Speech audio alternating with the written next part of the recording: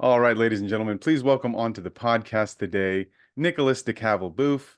He is the data science lead at Further, and he's going to be talking with us today about adding corporate data to large language models. We've done a few episodes about large language models recently, and this is just another one to add on top of that. I think we're going to dive in a little bit more in depth than maybe some of the previous episodes we've done.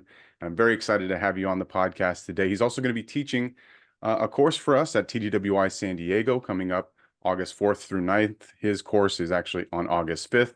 I'll make sure to put the information regarding the course into the description of this episode for those that are interested.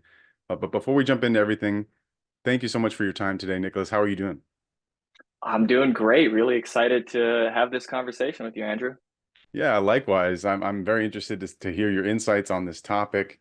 And, I always like to start off here by asking a little bit more about your background and, how you kind of got to where you are. So would you mind sharing a little bit about yourself for the audience members to get to know you a little bit better? Yeah, sure thing. I feel like my story's pretty boring, but it has some fun nuggets, and it's always been a process of learning as I go through the life of a data scientist. But it really started after my undergrad. I was with Google for a few months as part of their applied machine learning intensive. And that was maybe the first time I actually heard a lot about different ML techniques. And I got really excited because before that, maybe the limit to what I knew was traditional data mining. Um, but the one thing I knew after being at Google for 3 months was that I wanted to learn more. So I went to do my grad studies at University of San Francisco, where I studied data science. Really a fantastic program. And since then, I've been working at a variety of different startups, building models in traditionally more high risk spaces, but I've built a lot of different models in different use cases.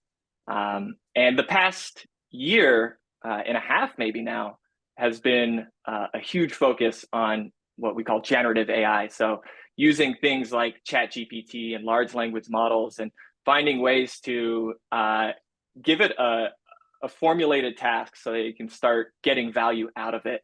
And I've worked on a few products in that space. So from the legal space, incorporating retrieval augmented generation, which we're going to talk about later, which I'm super looking forward to help with trademark attorneys drafting the initial response to an office action, to helping build out an educational tutor for a company, as well as what I'm currently working on, which is a kind of a talk with your data. So incorporating SQL tables into your responses to help non-technical individuals like marketers answer questions that they don't need to reach out to the data team, they don't need to reach out to the analyst team, and it really helps expedite their process.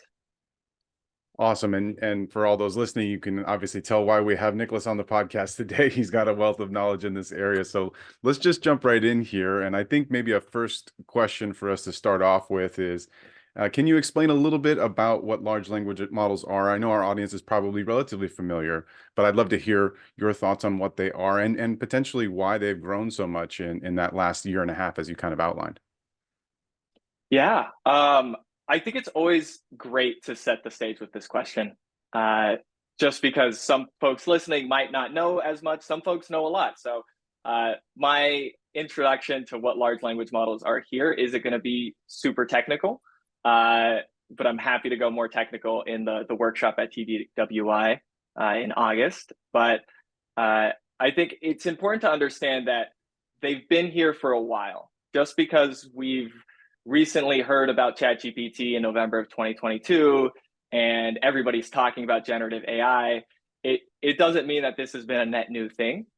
So it's I think natural language processing started in the early 1900s when language translation was a huge issue that they were trying to tackle. Uh, but since then, we've had small language models for a while that had needed less data to train on. They used more traditional deep learning architectures like recurrent neural networks and LSTMs, and they were really good at solving particular tasks. So if you wanted to identify the semantic meaning behind a tweet, whether or not somebody's tweet was positive or negative, you could do that with a small language model. You would just need to have a lot of data that's labeled, so the data curation effort was high, but you could do it. And what was really exciting with the move to large language models, so if you ever, for those who want to go more technical, if you ever want to read a paper in AI, one that I highly recommend be on your short list is the Attention is All You Need. So this was back in 2017. Google wrote this paper, which introduced the transformer architecture that all these large language models that we talk today are based off of. So that was really the big leap into the large language model world, as well as just training on so much more data. And what they found was as they used this architecture and as they trained on more data, they were able to reach a point where the model could generalize to a lot of different tasks with something that they call few-shot learning. So could you give a couple of examples? You didn't need 1,000 tweets with their sentiment. Now you could just give a few, maybe 3 or 4, to up to maybe 20 at most for more complex tasks to help guide the model on how to answer. So it was a really exciting change. And then obviously with ChatGPT, and everybody's talking about it, it's actually been super fun as a data scientist because I've been talking about this stuff for a while, but it wasn't until last year where I could talk to my parents about this stuff, or they would ask me questions about this stuff. They would show me on their phone, like, look what ChatGPT said. Why did it say that? And it led to some really great conversations. And so it's nice that my parents know what I do. Amazing. Well, so I do want to get into maybe a little bit more of the technical side. You kind of alluded to it as RAG, retrieval augmented generation. So I would love to hear you explain exactly what that is. That's not something we've touched on very much on this podcast in particular. And then, of course, why that is such a key piece to large language models. Yeah. So maybe to start that up, let's first talk about where large language models fail and why RAG is a solution for it. So one thing, and I don't know if you've noticed this, but whenever you interact with something like ChatGPT, it'll say, knowledge cutoff July of 2023 or something like that. Even on the other day when OpenAI released their GPT-4 Omni model, that cutoff, it was released a few days ago. That cutoff was October 2023. So it's not current information, which is an issue for some use cases. And the other aspect is there's this concept of hallucinations that occurs. So ChatGPT, and one thing I want to know is I say ChatGPT, there are a lot of large language models. I think that's just a very accessible example that a lot of individuals can understand. But you can talk about Llama 2, you can talk about Anthropic's models or Google's models. But what it's really good at is this natural language generation. So being able to create a response that sounds right. And the issue with that is you'll tend to believe something if it sounds correct. It'll give a lot of information too. It'll dive in, it'll give you an essay, a few essays about why that answer is correct. But the issue with hallucinations is sometimes that information isn't correct. And if you just trust what you see, then you get into an issue of accountability when in terms of using that information for part of a process that makes a decision, right? So what's great about retrieval augmented generation, or RAG, is that you're able to connect these systems to data sources that are more up to date. Particularly with organizations, you can connect it with your corporate data, whether that's Confluence pages or a database that you have a lot of product information or customer reviews. There's an endless possibility of what you can connect it to. So you solve the problem of the data recency issue. And in terms of, starting to solve the issue of hallucinations, you now can reference directly material that you as an organization has vetted as accurate, true, and information you'd want to reference when generating these responses. So it's essentially solving the problem twofold, but it's an area that if you haven't heard about it yet, you're going to continue to hear more and more about it. because it's where organizations are finding practical use cases of large language models versus just the fun. It helped me write a blog when I just asked it to, and that was super exciting, right? Uh, so separating the useful versus the kind of the more fun and exciting and maybe slightly less boring AI.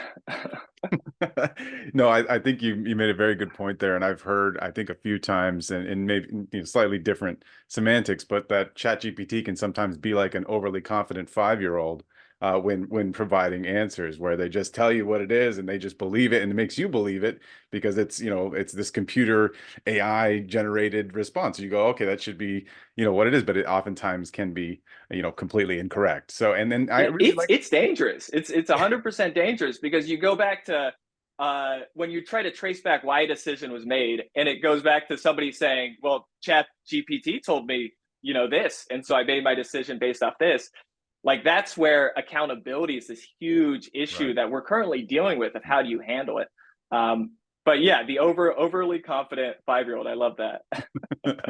Well, and so I'm curious because we've heard a lot about, especially in those first few months of ChatGPT and other kind of large language models that are open source, people trying to put their accidentally or maybe intentionally put their corporate data into something like that. Obviously, in this instance, we're talking about that being privately done, right? So can you explain a little bit how you can take something like a chat GPT and have that being used within an organization so that information isn't released to the public? Yeah, that is a great question, Andrew. Um, and you even look at the new GPT-4 Omni, where you can now talk with ChatGPT, and it's you know collecting a ton of data from users using it. And if you're in the free tier or even the kind of the pro tier, which is $20 a month or something like that, it will still collect your data. It will use that data to further train the model and further create their competitive advantage. So that's an issue.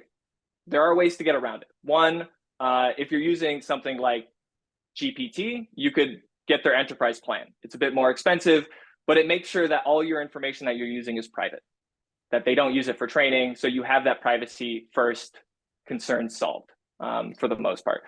The other would be looking at more open source models. So looking at Llama 2, they've made a lot of great strides in the open source community. And some use cases, you don't need the fanciest, the best model out there. You can solve your problem with something that's just slightly below what the closed source models are delivering.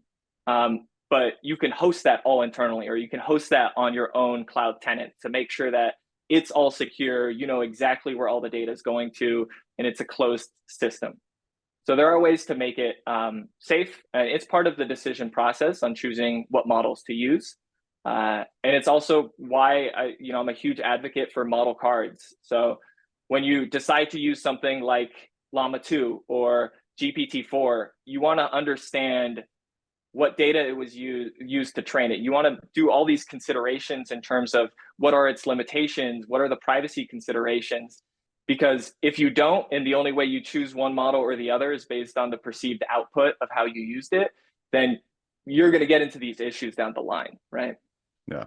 Yeah, that makes a lot of sense. And thanks for clarifying. I know it can be a little confusing to me, at least when I think about this. And so it's nice that there's all these different options as well, not just ChatGPT as we've all heard about. So going back to the RAG idea, can you talk a little bit about maybe some best practices that organizations should consider when implementing their own custom RAG solution? Yeah, of course. And this is a long list of of answers for how to do this, because with any solution, it's custom to the problem, and there are different techniques that you'd use. Um, and But I can definitely think of a few that are maybe the most important decisions to make up front. So the first, with any AI use case, if you don't have a problem for it, maybe you shouldn't be using it. So you really want to not just define the solution first, like that's always a bad route to start, but define the problem. Define how you're evaluating that problem. Define how you're how the problem relates directly to, some sort of business impact. If you don't have that, it's really hard to structure this into a successful AI implementation. But assuming you have that, you get into the next biggest issue, which is data governance and quality. So when you talk about, let's say your company has created an HR bot, and it allows people to talk with a chat bot that answers questions like, how does my PTO work? What are my benefits? How does promotion work? And all these kind of questions, and it's able to properly source its responses. The issue becomes when it's sourcing responses or sourcing information that the individual asking shouldn't have access to. So let's say if I were to ask, hey, how much is my boss paid? How much are my coworkers paid? And it starts returning that information, that's a really bad sign. That's a really good indication that you aren't at a data maturity level ready to implement RAG at that scale. So with any AI, bad quality data leads to a bad quality model. So really making sure that your data is of high quality, that the permissions are appropriate, and that you have somebody who's accountable for doing that process. It's not something that's, we have everything in the drive, everybody's permissions should be valid. Because what RAG does is it opens this can of worms sometimes when you have these documents that are very outdated that nobody has looked at for years. Mm-hmm. And if you give it access to those documents, it's equally likely that it might use information from that document. So really making sure that you understand what information is being accessed is critical. And oh gosh, I only went through two so far. And I would say the third would be, this is where I see a lot of implementations fail or struggle to get past the POC or the proof of concept phase, is metric-driven experimentation. It's really easy to get stuck in the loop of when you're testing these models and you're testing different prompts and you're testing the process, that you don't track your experiments as well as you should. And so you get the process of it's been 3 months since you kicked off the project, and you don't have a clear leaderboard of what your best experiments were, right? And making sure that you have those good ML practices in place. So that's something that I always highly recommend. There are a lot of great metrics specifically focused for retrieval augmented generation that you can look into. There's also something that is starting to become more popular, which is the idea of large language model as a judge. So this is, can you use another large language model to help score your responses? So remember back when I said that what large language models are really good at is this idea of few shot learning. Can you give it a few examples of what the input might look like, what the output might is that you want it to be? It can start to generalize to these tasks very quickly. An LLM as a judge is a great tool. I think I personally have used it in validating legal arguments, to making sure that we're not making what I called logical fallacies. So I had an issue with my retrieval augmented generation that the final output would still hallucinate on things that are clearly hallucinations. So for example, it would say, let's say the trademark Disney, it would say Disney has 9 letters, of which it includes these letters in particular, and that differs from the trademark, let's say Google or Alphabet by these letters. Like it would make these kind of direct comparisons that as a human you could look at and you can say that's 100% right or 100% wrong, but it wouldn't be able to capture that. So I was able to use this LLM as a judge technique to translate those statements first into code, so then you can validate it with code, and then use that response from the code to be able to score the entire argument that might be multiple pages long by tracking the number of logical fallacies being made. And that for me helped a lot in terms of expediting what experimentation looked like. So those are the top 3 best practices. There are a ton. I'm happy to share more resources, but this is something that I would be going in depth in at TDWI, not just on what are the best practices, but how do you actually do these things? and which might be most relevant to you based on, your specific use case. Well, that's fascinating. The LLM as a judge is the first I've heard of that. That makes a lot of sense, though. I really, really like that. And thank you for sharing like a real world example there for folks, because I know that that can be we can get kind of abstract with with the conversation. So nailing it down to something is always really important and helpful for our audience members there. So I'm curious, what sort of ethical considerations should companies keep in mind when using these LLMs? Yeah, I think the ethical side of things is critical, especially when you think about responsible AI and how do you deliver these things not just confidently, but knowing that you're not creating a security risk or putting your organization in a spot for really bad press in the future. I think we're seeing these pop up occasionally.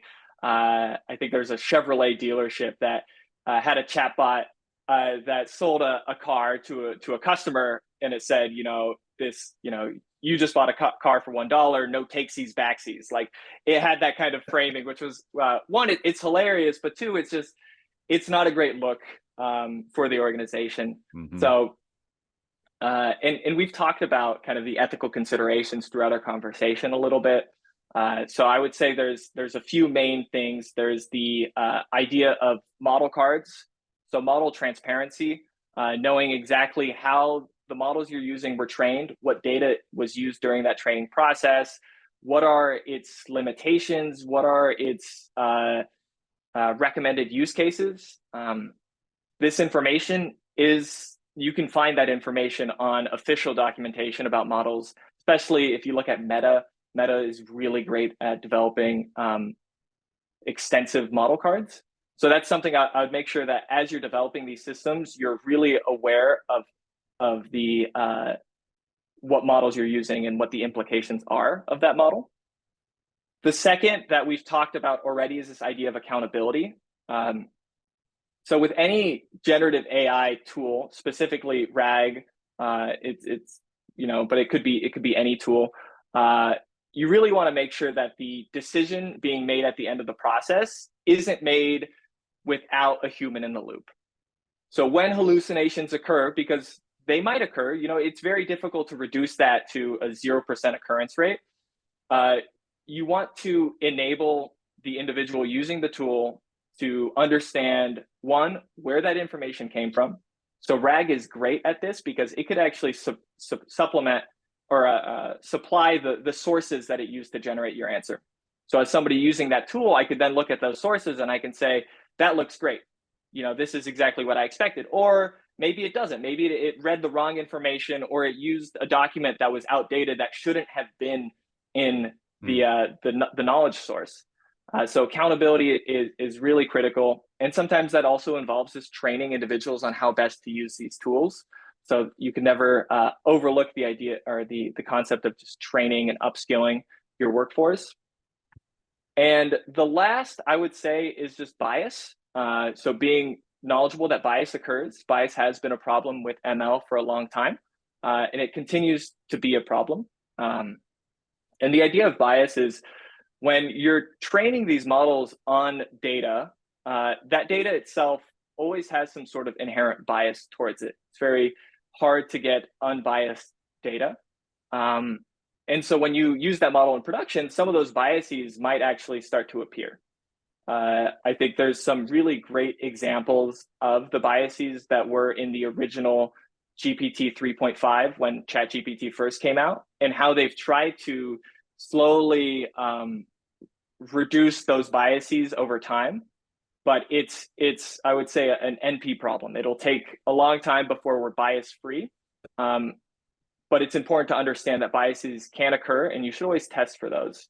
So that's where something like red teaming is really critical when you're creating these applications, and having a diverse set of groups using your application in before the pilot stage, even just to really poke holes and make sure that it's not giving responses that that really use biases that it shouldn't have.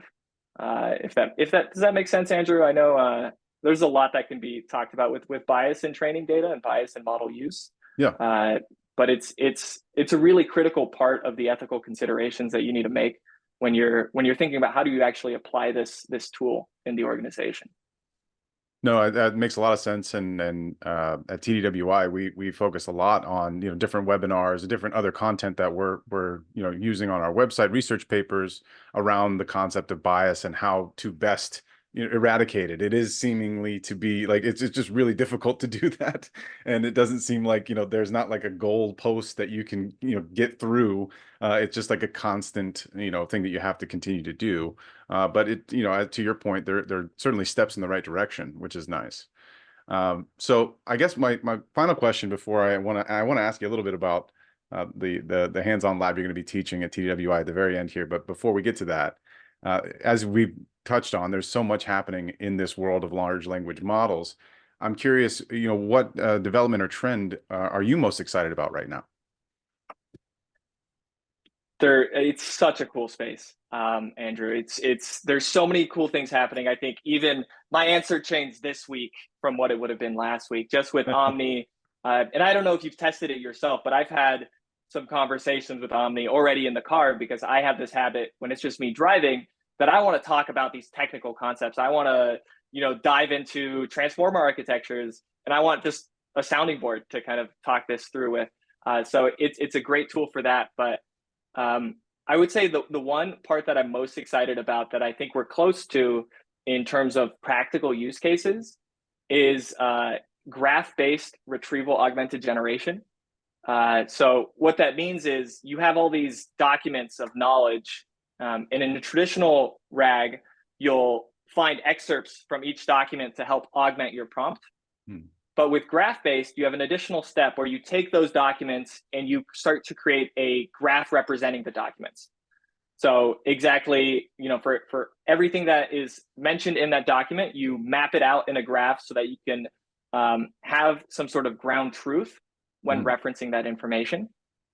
And I think that's going to be the route that we'll have to go in terms of reducing hallucinations very significantly. There's a lot of startups in the space currently working on this. I was at the Google Next conference a few months back, and those were the conversations that were the ones that everybody got really excited about. But it's a cool space, Andrew. Really excited to see what 2024 turns out to be. Oh, that's incredible. I'm certain that we'll end up having a podcast on that particular topic. That sounds like its whole conversation to itself. I'm very, very intrigued by what you just mentioned there. Maybe we'll have you back on in a little bit to dive deeper into that as more is revealed. But Nicholas, I do want to close with just maybe a preview, if you wouldn't mind, on the course that you're going to be teaching at TDWI for us. I know we've talked a lot about the subject matter, but can you take us through what the course might look like, any sort of prerequisites for folks that might be interested? Yeah, of course. So the course is going to be a little more technical, and there will be resources to be even more technical that I'll supply, even though we might not go into it. But it's really ideal for data scientists, data engineers, or even maybe slightly technical business leaders that want to understand, what are the best practices when building out customized large language models. So the course is going to go over, what large language models are, how are they, or what can they solve, what can't they solve. There are certain use cases that, are still difficult to solve, that you shouldn't be spending company R&D on solving it. Just, use your current process and focus on where you can get the value quickly, or consistently at least. And we'll go over a lot more in depth on how to create different types of retrieval augmented generation systems. So whether your data is in a database, or your data is in Confluence documents, or your data is a mix of these documents that have a lot of text and images. There are a lot of techniques that you have to consider in how to ingest that data and how to go through that metric-driven process of experimentation. So I'm really excited for it. I think people that go through the workshop are going to leave with the ability to spearhead these conversations and to create these POCs that solve for a lot of the pitfalls that individuals who try to kind of rush the development process find themselves in. All right. As a reminder to folks, Nicholas will be teaching at TDWI San Diego August 4th through August 9th. His course is on August 5th, and I will include a link to the description of that course in case you're interested in registering and finding out more information. But Nicholas, it's been an absolute pleasure having you on the podcast. Thank you so much for taking the time out today. And I would love to have you on again in the future, certainly to talk about what we just touched on there, but maybe other things as well. You've been a lot of fun to chat with. Thanks again for your time. Yeah, thank you, Andrew. Happy to get more tactical in the future. To subscribe to the Speaking of Data podcast, or to learn more about TDWI's research and training on all things data management and analytics, visit tdwi.org or click the link in the description below. Thanks for tuning in.